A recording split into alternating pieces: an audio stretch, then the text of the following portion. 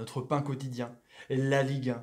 Que c'est bien gentil, hein, l'UEFA National Motherfucker, mais bon, on a besoin de notre équipe, nos clubs, supporter. Salut à tous, footeuses et footeux de la famille, c'est Thomas, on parle prono de la J10, bah ouais, carrément, de la Ligue 1 conforme à Bobalpa, et j'ai Paul 3 et Sofa, tout ce qui est des Rémoras et des meubles Blanqui, donc forcément les résultats sont à trouver dans la J9, hein, n'hésitez pas à aller dans la description, mes petits amis, pour voir le top 5. Moi, j'en suis à 42,5% pour un bilan de 9 journées, enfin 8 journées exactement, c'est quand même pas si mal que ça. Vous aussi faites votre prono, vous prenez tout votre pourcentage par rapport aux différents, on parle prono, vous divisez par le nombre, donc par le prono, vous trouvez votre pourcentage, mettez à côté, c'est intéressant pour voir la progression, car je connais vos pseudos à force, évidemment. Allez, on va pronostiquer ensemble, vous allez pronostiquer avec moi, c'est parti, vendredi 19 octobre à 20h45 sur Canal Plus Sport, Lyon, Nîmes, l'OL contre les Crocos qui sont un peu tombés, un peu de leur piédestal, qu'ils étaient quand même au top, hein, avec leur victoire et leurs bons résultats contre les gros Bordeaux, Monaco, l'OM, et dans leur championnat, ils ont un peu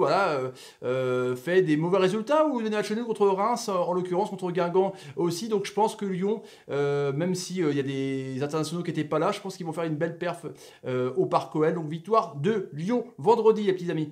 Allez, on enchaîne avec samedi 20 octobre à 17h, le PSG. Alors pareil, il a plein d'internationaux pour les Parisiens, hein, Neymar, Mbappé évidemment. On ne sait pas trop s'ils vont jouer parce qu'il y a le Naples qui arrive, mais ils ont l'air quand même sûrs de leur fête et complètement imbattables, hein. Peut-être que donc il y aura Rabiot, peut-être qu'il y aura Las Diarra, c'est quand même une équipe compétitive, donc je les vois gagner au parc contre Amiens.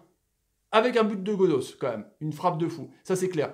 Le multiplex sur Bein Sport Max 1, 2, 3, 5, Bill et Tutti Quanti à 20h avec Caen, Guingamp qui reste sur 3 matchs sans défaite, il s'est un peu refait la cerise même s'ils sont toujours en lanterne rouge. Lanterne rouge, cerise, c'est très drôle, c'est rouge. Et les Canets, c'est quand même pas mal malgré leur défaite contre l'OM. Je trouve qu'il y a pas mal de bonne technique, c'est une équipe pragmatique un peu à la Deschamps qui attend, donc je pense que quand à Malherbe va gagner son match. Reims-Angers, Reims qui enchaîne les matchs nuls, équipe recordman un peu de la Ligue 1, et Angers qui est pas mal le SCO, l'équipe de Steph Moulin, donc je vois un nul, un match fermé entre d'équipes un peu physiques, donc je vois un nul. Nantes-Toulouse, l'effet Vaïd. À mon avis, ça a dû être le commando, l'effet vraiment de ouf, tortionnaire de coach Vaïd Halilhodžić. Et Toulouse, c'est pas mal, c'est dans le top 10, mais c'est un peu moins bien qu'au début de saison, hein, c'est des nuls, c'est des victoires à l'arrache.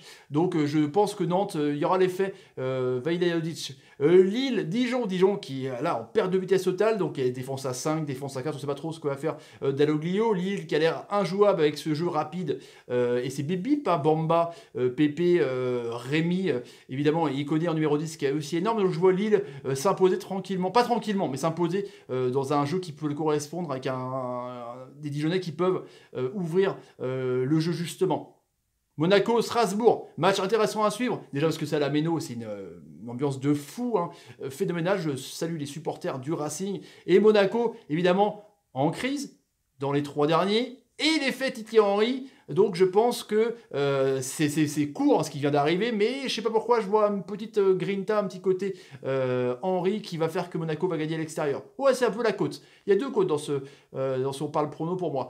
À 15h dimanche 21, Bordeaux-Montpellier qui est très en forme avec les transports d'Azarkarian qui commence à avoir un peu de jeu avec Mollet, ce qui sera suspendu ou pas, avec Delors qui commence à marquer des buts avec Laborde, c'est assez intéressant franchement je trouve avec Skiri aussi, et Bordeaux qui est pas mal aussi, pas bon en Europa League mais en championnat c'est assez intéressant avec Kalou, Caramo et l'ami Camano, les 3 cas, donc je pense que ce sera un match nul. Assez défensif de Montpellier et du coup ils n'arriveront pas à trouver la faille Bordeaux, donc je mise sur un match nul. Le dimanche 21 octobre toujours à 17h sur Bein Sport, le Stade Rennais contre Saint-Etienne. Stade Rennais qui se déplace à Geoffroy Guichard, le Casrico, hein, parce que c'est clair que c'était un peu le bisbis entre les deux, et je vois aussi les deuxième côtes de cette journée, je vois les Stade Rennais s'imposer là-bas, avec donc les joueurs rapides, Sarr, pourquoi pas Ben Arfa, qui en pleine forme, Casri, on ne sait pas s'il sera remis un peu de sa blessure, mais il n'est pas parti en sélection. En tout cas, je pense un beau match, mais une victoire rennaise. Et le choc à 21h dimanche, c'est ce Nice-Marseille. Ce Marseille, qui est pas mal, mine de rien, qui est 3ème sur le podium, même s'ils sont un peu en retard sur le tableau de marche. Mais ils sont à 5 victoires, 3 défaites déjà et un match nul. Et Nice, c'est toujours sinuosidal, hein, ça fonctionne bien, ça perd, ça fonctionne bien, ça perd. Donc je vois un match assez intéressant avec des buts, mais un match nul à la fin. Voilà les petits amis pour on parle prono pour mes pronos, donc à vous de jouer. Comme d'habitude vous connaissez un petit peu, vous mettez le texte, vous copiez-coller le texte, avec mes pronos, vous effacez mes pronos, vous mettez les vôtres, et vous mettez ça en commentaire avec votre taux de réussite intéressant, bah ouais. Et je citerai comme d'habitude les top 5 des 5 meilleurs, top 5 meilleurs, c'est complètement logique, bah ouais carrément. Et tu veux défier tes potes, n'hésite pas à partager, comme ça on se tire à la bourre, on va être de plus en plus nombreux et j'aurai de plus en plus de taf, c'est comme ça. Allez les amis, si vous avez envie de vous abonner à la chaîne, n'hésitez pas, tapez sur ma ganache, partagez la vidéo sur Twitter et sur Facebook. C'est important, c'est le nerf de la guerre, comme vous le savez. Bientôt 14 mai, je vous en remercie. Suivez-moi sur Snapchat aussi, je réponds à tout le monde si vous voulez communiquer avec moi. Et n'oubliez pas d'activer la petite cloche de notification pour ne rater aucune vidéo, c'est important. Parce que sinon, il n'y a pas les notifs et vous n'êtes pas au courant des vidéos. Voilà. Allez, je vous laisse les amis. Salut, salut, salut, salut et salut. Ça va être un week-end très intéressant. Très, très intéressant. Si, si.